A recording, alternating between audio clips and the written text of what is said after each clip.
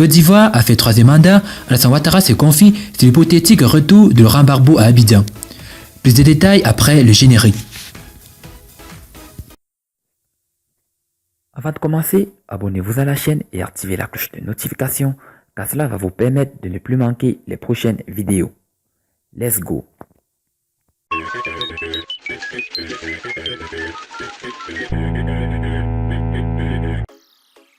Laurent Gbagbo rêve de rentrer en Côte d'Ivoire depuis son acquittement en janvier 2019 à la CPI.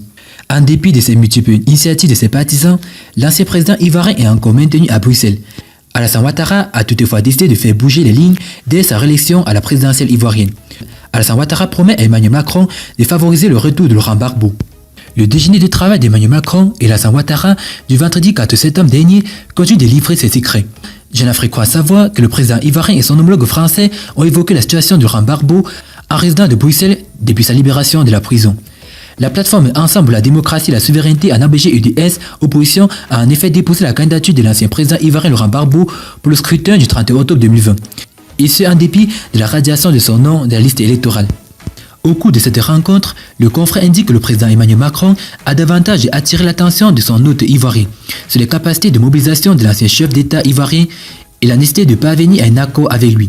Rassurant son interlocuteur de ce que la situation en Côte d'Ivoire est sous contrôle, le président Ouattara a déclaré qu'une fois réélu à la présidence de la République, il engagerait une réconciliation avec Henri Konan Bédié et Laurent Gbagbo et qu'il favoriserait le retour au pays de ce dernier. Laurent Gbagbo, faut-il le rappeler, s'est vu refuser sa demande de passeport diplomatique et passeport ordinaire. Emmanuel Macron a cependant appelé Alassane Ouattara à reporter le scrutin présidentiel afin de trouver la parade nécessaire pour opérer le changement générationnel promis. Mais avec le brusque décès d'Amadou Gon Coulibaly, le chef de file des hauts-feuillistes s'est porté candidat pour le dit scrutin.